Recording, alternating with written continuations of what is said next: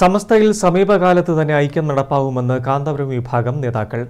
സമസ്തയിലെ രണ്ട് പക്ഷങ്ങൾ തമ്മിൽ അകലം കുറഞ്ഞു വരികയാണ്. മധ്യസ്ഥ ചർച്ചകൾ നടക്കുന്നുണ്ട്.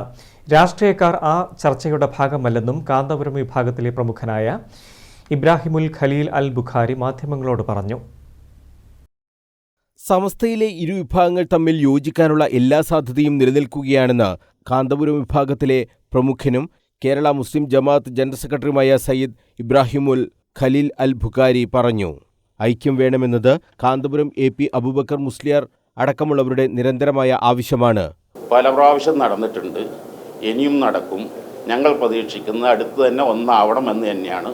ഞങ്ങളുടെ നേതൃത്വം ഇന്ത്യൻ ഖാൻ മുഫ്തി സുൽത്താൻ ഉമർ കാന്തപുരം ഉസ്താദ് പല കാലങ്ങളായി തുടങ്ങിയ കാലം തൊട്ടേ ഇത് ആവർത്തിച്ച് പറയുന്നതാണ്.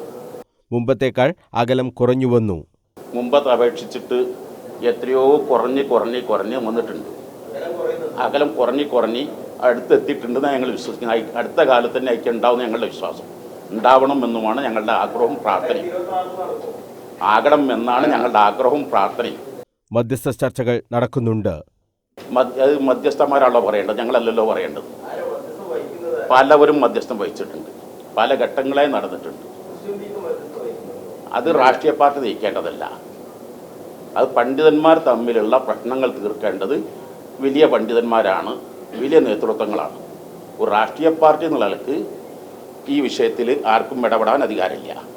ഐക്യചർച്ചയിൽ ലീഗ് മധ്യസ്ഥത വഹിക്കുന്നില്ല. രാഷ്ട്രീയ ഇടപെടൽ ഇക്കാര്യത്തിൽ ആവശ്യമില്ല.